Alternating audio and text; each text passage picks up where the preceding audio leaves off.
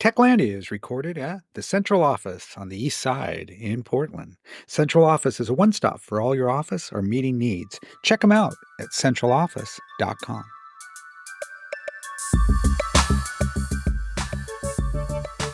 Welcome to Techlandia, a podcast about and for the technology industry, a place to learn, connect, and engage with leaders and thinkers involved in the technology industry.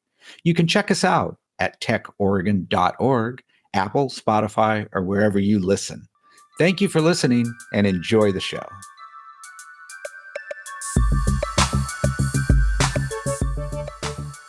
Welcome to the latest episode of Techlandia, Tao's regular podcast series. My name's Skip Newberry, President and CEO. And with us today as our featured guest is Shaylor Murray with Ability Software. Thanks for having me, guys. Yeah, we're excited to have you. Thanks.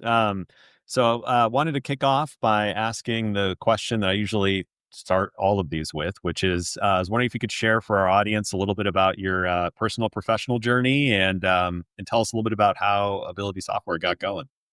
Yeah, well, tens of thousands of businesses are losing millions because their websites aren't accessible. And 6 years ago, I had no idea what web accessibility even meant. So, we had a little project that changed everything back then. We were a traditional digital agency that we were running here in Eugene, Oregon. And, we were working on a web design and software contract for a park and rec district, standard project until they asked us something we'd never heard before, accessibility conformance. And they needed it to qualify for some funding. And maybe like idiots, we were like, oh, sure, we can do that. And we jumped in the contract, and it took us about 6 months of research to really understand what accessibility conformance meant on a design and development capability. Uh, so from there, we took their needs and we developed a tool to scan for and report on compliance issues. And we did web design and software for clients. We weren't in the game of software publishing. And back then, like many companies, we were blogging, and like many companies, our blog wasn't really doing much for us, honestly. But we blogged about the novelty of this software that we created. And a few weeks later, the phone started ringing. We were getting regular emails, people at other agencies asking us to license that software. And so, a few calls turned into dozens, and it started to pick up into a roar. And so it was like, guys, we really need to take another look at maybe publishing the software. And, that's when we realized, that this was something big. And it wasn't just a problem for one agency or this one park and rec district that really, or even the agencies calling it, was really for all of their customers, and that this is an important issue for all businesses. And so it started there, and that evolved. So six months after we launched in 2022, the Supreme Court confirmed that websites must comply with the ADA. That as a public place of business, just like physical accessibility, the website needs to be accessibility compliant. And lawsuits exploded at that point. And so, in terms of a market standpoint, I guess we were at the right place at the right time. Lawsuits are up, and depending on who you ask, 400 to 800% in just a few years. And it's not just the United States. Canada, the EU, UK, Australia, India all have strict accessibility laws, and most countries are tightening the regulations to include penalties. We just learned that the Indian government started issuing penalties recently under the Biden administration. The White House had put out a memorandum saying that the DOJ was going to move in that direction. I don't really see that happening at the moment with the current administration, but this is, a movement, made very predominant with the COVID that, many people moved their entire lives online. So, it became a very obvious issue. So at this point, given some of the changes in terms of laws and sort of jurisprudence from the courts in terms of what's required of companies, who needs to be digitally accessible right now? Well, honestly, I would say everybody, because any business that's doing business on the internet of any sort could be sued at any time for lack of compliance.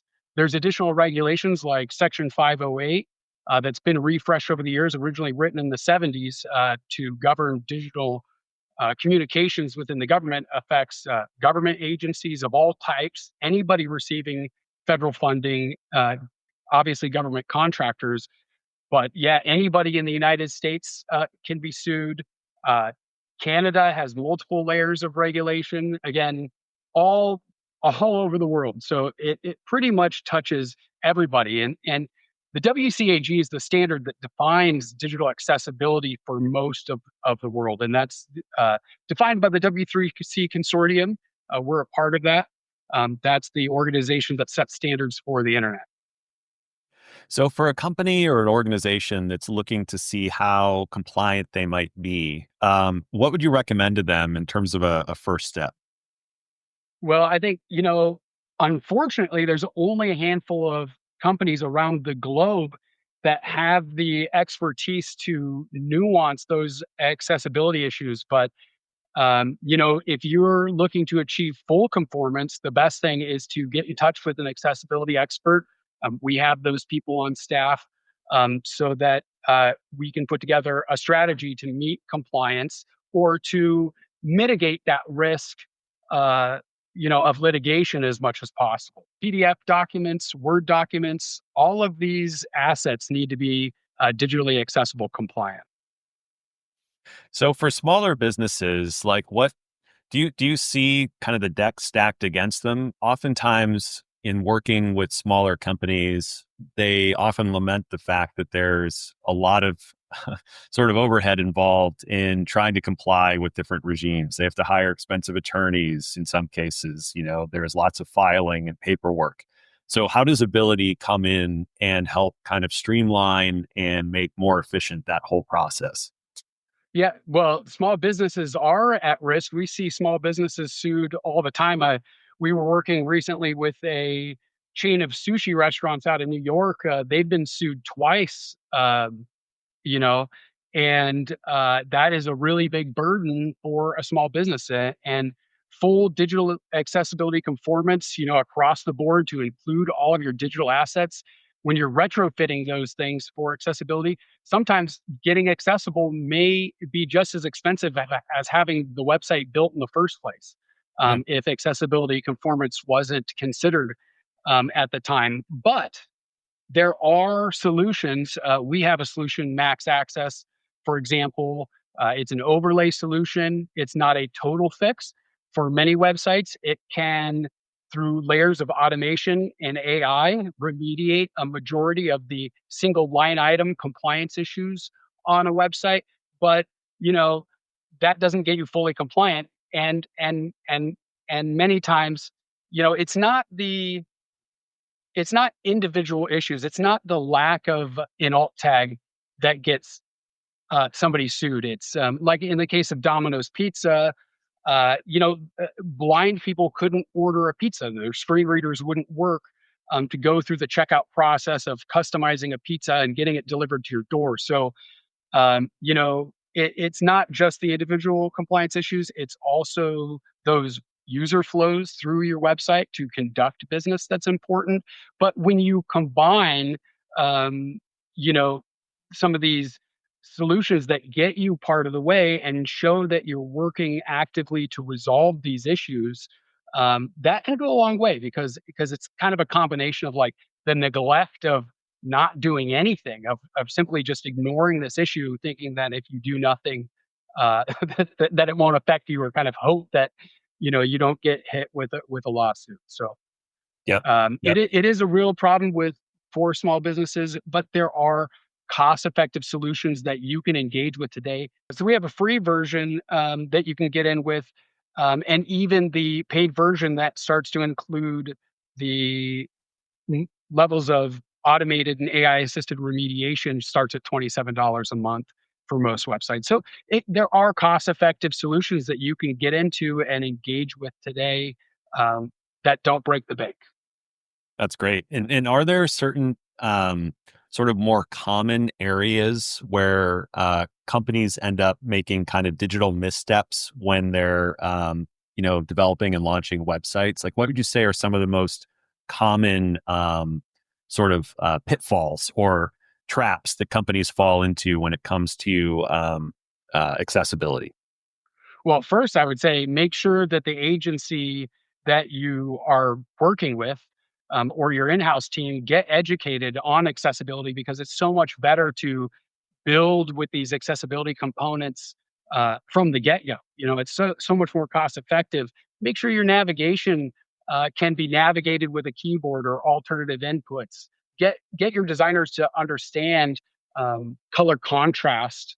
And these issues, just they affect so many millions of Americans, and even people who wouldn't normally identify as maybe being disabled. People who wear glasses, people with myopia. Maybe you recently had hand or arm surgery and you just can't use your mouse for the next few weeks. You still need to be able to get online to order food and access your bank account. And so, I think that if you're working with people who have an understanding of accessibility, it's going to go a long way. So that would be kind of the biggest first thing I would look for.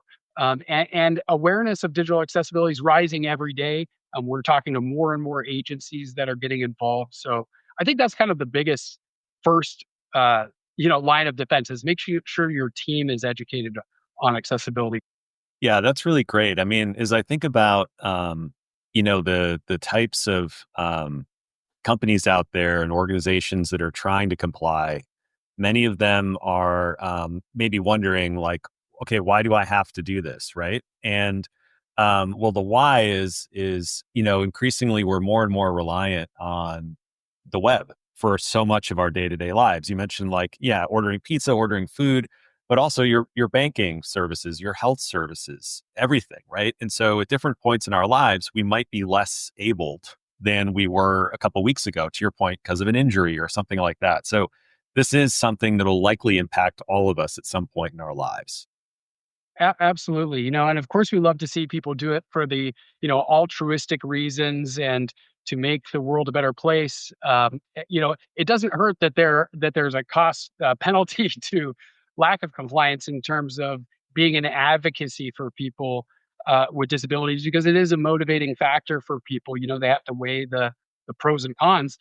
But this is actually a really important issue. I mean, everything we do these days is online, right? I mean, more and more services. I think even I was just reading about how Trump and Elon are looking to get rid of Social Security field offices and the phone numbers, and drive people online. Of course, most of the people using Social Security services are older folks. I mean, pretty soon they might not even be able to call or go into an office, and I don't think that's just a situation. I mean, that was just in the news just yesterday. I was reading about it, and so it was top of mind. But we're seeing more and more of that as bank branches disappearing, all kinds of things like that, and so they're driving customers online more and more.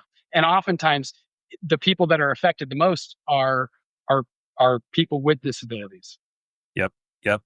Yeah, one other hat that I wear sometimes is honorary consul to Estonia for Oregon, and that's a country in Europe that has 100% of all transactions are available digitally online, right? You can get married, divorced, etc., all banking, and so it's like that is a glimpse of kind of where I think we're all headed globally. And to your point, like when I was talking with them, I'm like, okay, what were the precursors to that? They were like, well, we had a strategy that focused on making sure that everyone had accessibility, um, to the internet. And that meant like ubiquitous internet access and Mhm. connectivity and, closing the digital divide, right? So this is what we're getting at here. And I think these issues can't be emphasized enough, that, it's kind of like a yin and yang, right? On one hand, we're promoting the spread of technology, but with that, we have responsibilities to make it accessible. Yeah. And the internet just presents its own technological hurdles because it's such an open format with so many languages and layers of technology. I mean, every smartphone today has built-in accessibility features. Your PlayStation, your Nintendo Switch, most of these kind of locked down technologies, where the companies are managing the entire ecosystem, they are accessible. But the internet has, been built in such a diverse way, that there's all these other considerations. But the World Wide Web is still where we do most things. Yep. Yep. Yeah. So as you're looking at sort of the accessibility space, where do you see future growth opportunities for ability? Oh god. Well, there's all kinds. I mean, I think we've had AI integrated to our platform for years, before generative AI was on the market, and so I see the growth of AI into our market to create new products. We actually have a new product we're bringing to market. We call it the Ally Toolbox. That's a system that allows designers and developers to track their accessibility work as they build, or to audit the work that they're doing for accessibility.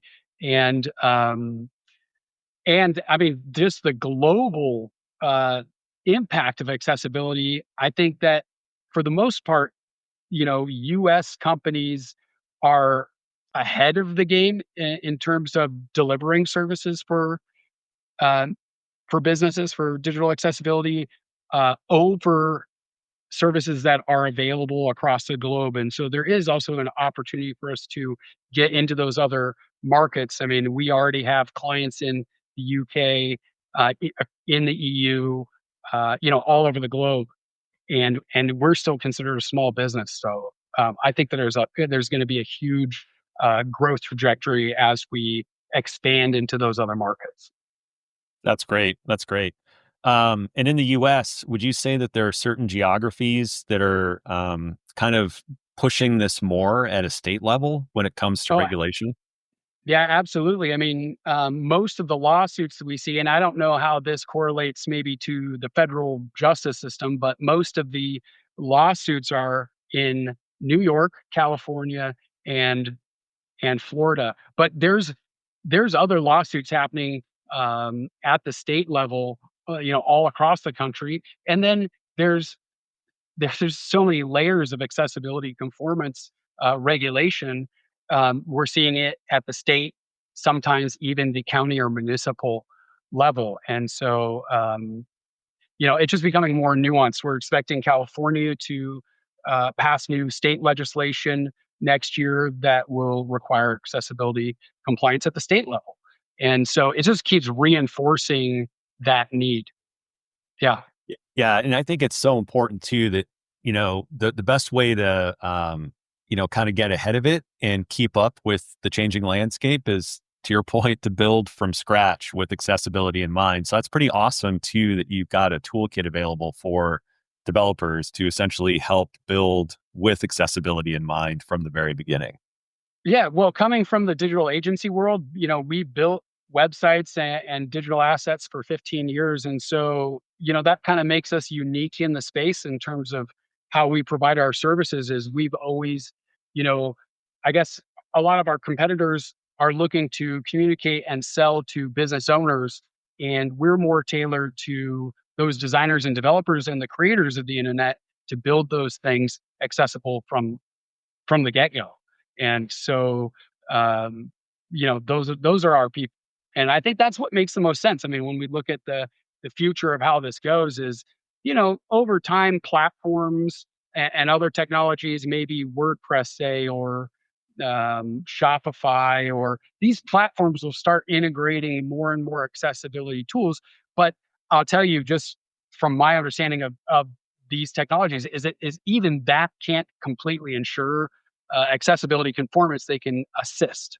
And so there's always going to be a place for us to be developing tools and technology to assist with people and evaluating and understanding their accessibility and solving those problems.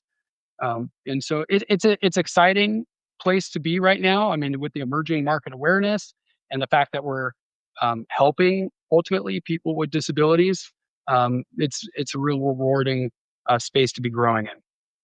That's great. That's great. Wanted to shift gears a little bit, and you all are based in Eugene with some folks in Portland, and I'm wondering if you could share a little bit of your thoughts on sort of the state of the I-5 tech ecosystem. Like, what are some things that are top of mind? Like, why did you choose Eugene in the first place to kind of start and grow a company? I guess that's it was probably the housing crisis of 2007, the financial side of housing, if you recall, that brought me to Eugene because Eugene. I'm originally from Portland. My family was in Uh-huh. Portland for 5 generations. I was out in Bend for a few years, but Eugene has a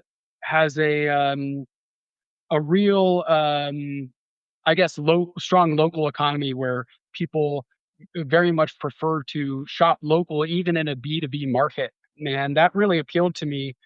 And so, we came out here to do the digital agency work and then combined with, talent coming out of um, U of O and actually Lane Community College.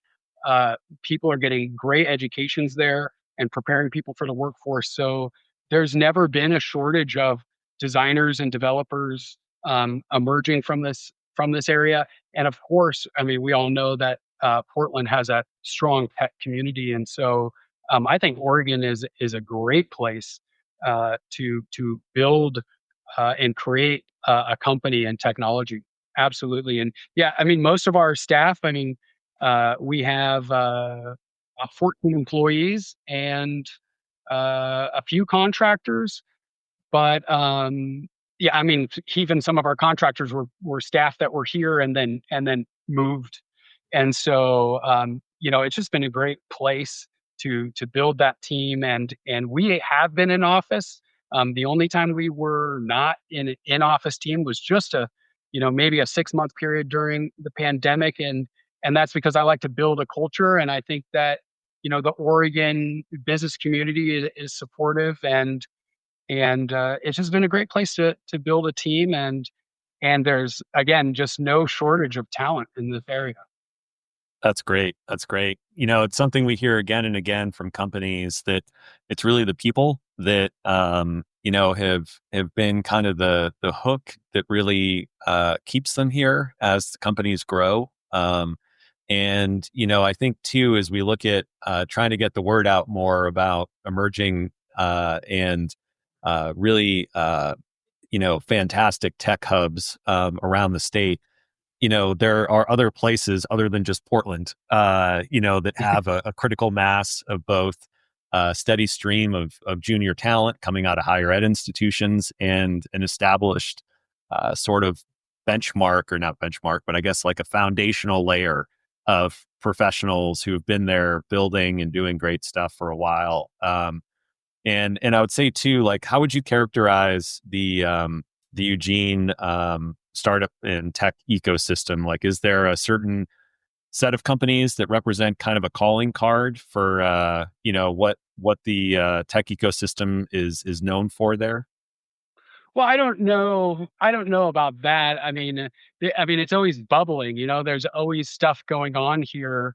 My wife and I actually own a co-working space in town, and so we've been connected with the business community in multiple ways for a long, long time. And our co-working space community weathered the pandemic. Also, is just such a strong entrepreneurial community in Eugene. I don't think that I would say that there's certainly companies that really. I mean, of course there are. I mean, we've got like Palo Alto and many other medium-sized companies in tech, Pipeworks, gaming, and others. But I think really Eugene's strength is just the sheer number of entrepreneurs, of individual Mm. entrepreneurs doing their thing and always working to endeavor in technology. And it's actually a pretty big community. Yep. I Yeah. I mean, I think maybe that was a little bit of a leading question that I asked, but it's something that, I would say is very true across the state. I think Mm. if you were to characterize Oregon as a whole, we don't necessarily have like a single company that has necessarily defined our tech ecosystem and culture. It's evolved over Right. time and it's going to keep growing and keep evolving. And I think that's part of what makes it exciting. I think you hit the nail on the head. So as you Yeah. look to the future, like what are you most looking forward to, either in terms of the company or the broader community? What am I looking forward in terms of that? Mm, can you rephrase the question? What am I looking forward to? Yeah, like in terms of like what's one thing that you're excited about or optimistic about as it relates to either the company specifically or the broader tech community? Oh, well, I don't know if I wanna be speaking on behalf of the entire tech community, but, we No, no, just you have personally, like what are yeah. you excited about in terms of either the company or Yeah, yeah, you I just don't personally know if with I the team? wanna remark on the whole, tech community, but, we have so much going on here, it's really exciting, we're looking for investors and talks are going, really well. We have a lot of potential, our numbers are looking really good, we can see, very rapid growth, just in a short period, we have a very big and short inflection point that I think we're going to knock out of the park. And so, very much an exciting space. And we grew our digital agency. Like I said, we grew the digital agency during the housing crisis. We built this company during COVID, and so Right. even if there is a future economic storm, I'm confident that we'll weather it. Yeah, you know, Awesome. based on your questions that you kind of raised this in my mind as I was thinking, Oregon is such a great place for tech and entrepreneurism, and I never really thought about it so much. But my experience in Portland and Bend and Eugene is, as communities in tech and entrepreneurism, they kind of stand out and cultivate their own community and culture. And I think it's great. Obviously, Portland has kind of the bigger city, big tech vibe. Bend is just amazing at drawing people from out of state, obviously. And Eugene has such a strong student led community Mhm. that I think it's kind of this really nice triad that we have among those three communities. I love it. It's like a variation on a research triangle of sorts. It's almost like a tech hub triangle of sorts in Oregon. Yeah. Yeah, yeah, and we know those Nice. people, they stick around and meld, people move around, so, I think Oregon's in a great place in that regard in terms of tech community and culture. Absolutely. Awesome. Well, thank you for spending some time with us and telling us a little bit about the company, but also what you're seeing in terms of the accessibility space. It's definitely fast moving and really important. And I think more companies and orgs need to be paying attention to it. And as we kind of wrap up, like any final remarks? Well, yeah, I would say, I hate to come on here and say, well, everybody's gonna get sued and it's real doom and gloom for you as a business owner. I don't think, it's that really that way. I think that my point is, those are serious concerns that you should take seriously and don't do nothing about it. But now is a great time to, before there's further regulation and further penalties and these types of things. It's like get to know accessibility. You know, um, there is a bit of a barrier to entry, but it's all common sense stuff. People need to navigate your website, whether they're colorblind or physically disabled or have cognitive issues. And so engage with somebody, ask questions. Again, you can sign up for our Max Access software. The website's maxaccess.io. Free software. You can just add it to your website, adds accessibility features, front end features to your users, and start getting familiar with what accessibility means. Awesome. Well said. And thanks again for taking some time to spend with us today. Really enjoyed it. Yeah, appreciate it. Thank you for your time.